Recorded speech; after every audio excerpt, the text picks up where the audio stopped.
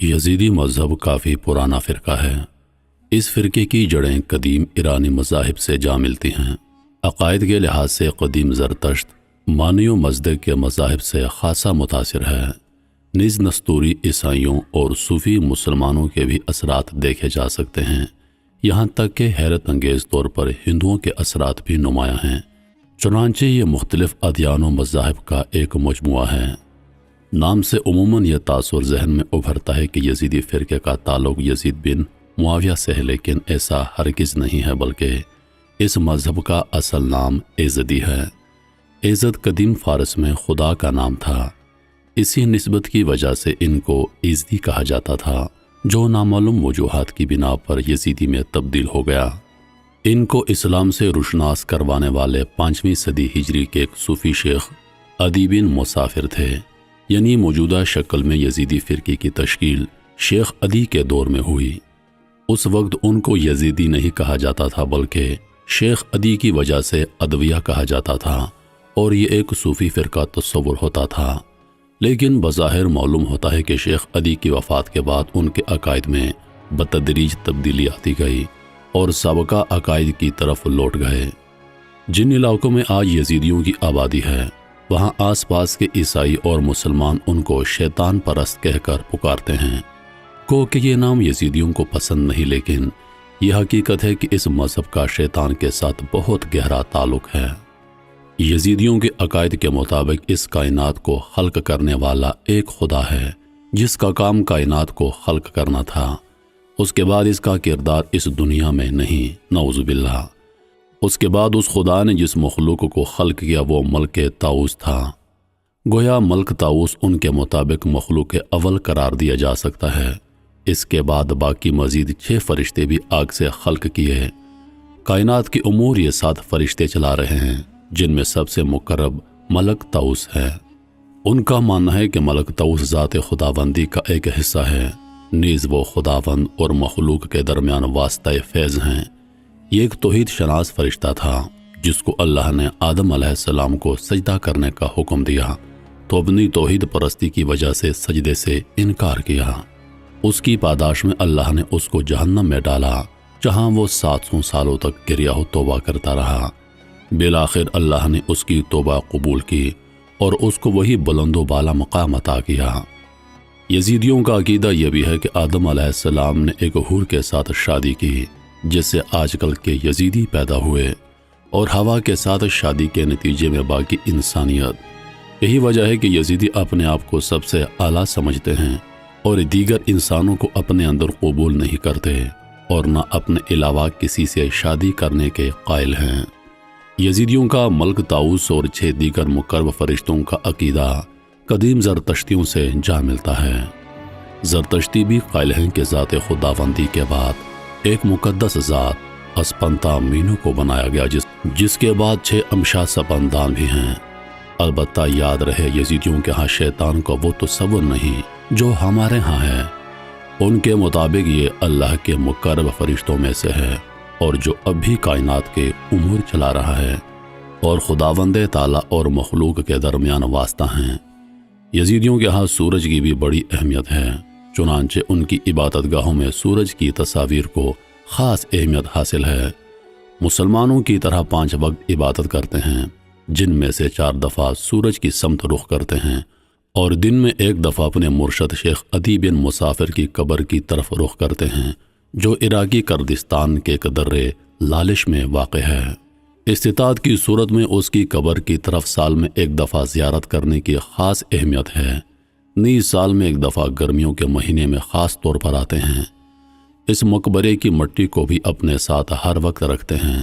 سمانی کتاب الانصاب میں لکھتے ہیں کہ یہ لوگ ایک خاص مٹی کھاتے ہیں، جو شیخ عدی بن مسافر کے مقبرے سے حاصل کی جاتی ہے۔ اس کو آٹے کے ساتھ ملا کر خمیر کرتے ہیں اور تھوڑا تھوڑا کر کے کھاتے رہتے ہیں۔ اس کو برات کہا جاتا ہے۔ صوفیوں کی طرح ان کے ہاں بھی سماع، ذکر اور پیری موریدی ہے۔ اس کے علاوہ مختلف صوفی بزرگوں جیسے شیخ عبدالقادر جیلانی کا بھی احترام کرتے ہیں۔ نیز عقائد میں تناسخ یعنی جنم کے قائل ہیں، اور کئی چیزوں کو حرام سمجھتے ہیں، جیسے لوبیا، سلاد وغیرہ۔ مرغا کھانے کو بھی جائز نہیں سمجھتے کیونکہ ان کے بقول ملک طاؤس مرغے کی شکل میں ہے۔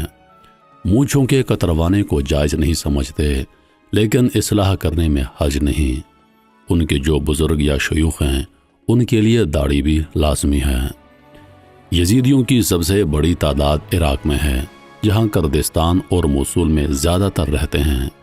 ایک اچھی آبادی ترکی اور شام میں بھی ہے اور چھوٹی تعداد آرمینیا، جورجیا اور روس میں بھی رہتی ہے۔ بہت سے یزیدی یورپی ممالک میں بھی منتقل ہو چکے ہیں اور سب سے زیادہ جرمنی میں پائے جاتے ہیں۔ ان کی پوری دنیا میں 5 لاکھ سے 8 لاکھ تعداد بتائی جاتی ہے۔ تقریباً تمام یزیدی کرد ہیں اور کردی زبان بولتے ہیں، البتہ ایک چھوٹی سی تعداد عرب یزیدیوں کی بھی ہے۔ عالمی میڈیا میں یزیدی فرقے کا نام سب سے پہلے 2007 میں ابھرا، جب ایک لڑکی کے سنسار کرنے کی ویڈیو منظر عام پر آئی۔ یزیدی قبائل نے ایک لڑکی کو بری طرح زد و کوب کر کے ہلاک کیا، جس کا جرم فقط یہ تھا کہ وہ ایک سنی عرب کے ساتھ شادی کرنا چاہتی تھی۔ دونوں نے بھاگنے کی کوشش کی لیکن خاندان کے بڑوں نے لڑکی کو پکڑ لیا اور سرعام چوک پر آدھے گھنٹے کے تشدد کے دوران ہلاک کر دیا۔ بہت سے لوگوں نے اس واقعے کی ویڈیو بنائی۔ عالمی میڈیا میں یہ عمل مسلمانوں کے نام سے پیش کیا گیا۔ مغالطہ اس لیے بھی ہوا کیونکہ واقعہ چونکہ عراق کا تھا اور فوراً مسلمانوں کا نام ذہن میں ابھرتا ہے، اس لیے اسلام مخالف عناصر نے مسلمانوں کے خلاف اس ویڈیو کو استعمال کیا۔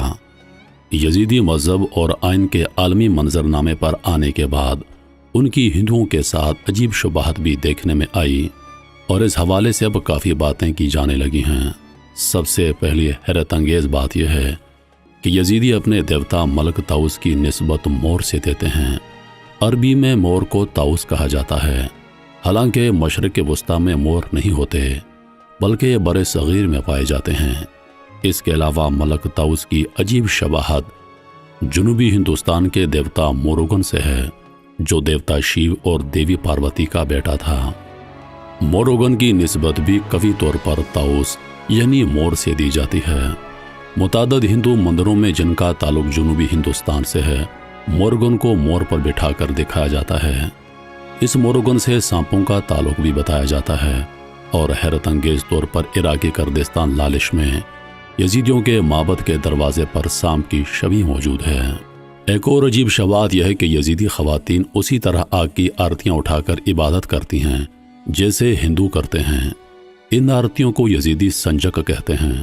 عموماً ان آرتیوں پر مور کا چھوٹا مجسمہ ہوتا ہے، ویسے ہی جیسے جنوبی ہند میں ہوتا ہے۔ اسی طرح عبادت کے بعد یزیدیوں کا شیخ عقیدت مندوں کی پیشانی پر تلک لگاتا ہے، جس کو تیسری آنکھ کہا جاتا ہے۔ یزیدی دن میں 3 یا 4 دفعہ سورج کی طرف رخ کر کے عبادت کرتے ہیں، جس کو ہندو دھرم میں خاص اہمیت حاصل ہے۔ اس کے علاوہ یزیدیوں کے معبد کی شکلیں مخروطی ہوتی ہیں جیسے ہندو مندر ہوتے ہیں، اور سب سے تعجب انگیز یہ ہے کہ لالش میں یزیدی معبد میں دیوار پر موجود ایک تصویر میں کسی خاتون کو ساڑی پہنے ہاتھ میں آرتی لیے دکھایا گیا ہے۔ ہندوؤں کے ساتھ یہ شباہت حقیقت میں کافی عجیب ہے۔ اس تشابہ کی وجہ سے مختلف ہندو مفکرین یزیدیوں کو مشرق وسطیٰ میں ہندوستانی باقیات قرار دے رہے ہیں۔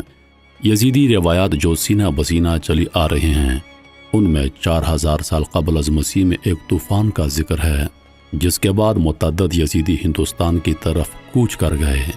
اس امکان کو رد نہیں کیا جا سکتا کیونکہ قدیم زمانے میں عراق کے بابلیوں اور آشوریوں کا ہندوستان سے گہرا تعلق رہا ہے۔ بہت سے مفکرین نے یزیدیوں کے مذہب کا تعلق قدیم ایرانی مذہب متھرا ازم سے جوڑا ہے، جو زرتشتی مذہب سے بھی بہت پہلے کا مذہب ہے۔ یہ مذہب سورج دیوتا کی پوجا کرتا تھا اور اس مذہب کی حیثیت آریائی ابتدائی مذہب سے ہے۔ ممکن ہے یزیدی اس وقت سے اب تک چلے آ رہے ہوں جنہوں نے بعد میں آنے والے مذاہب کے اثرات کو قبول کیا ہو۔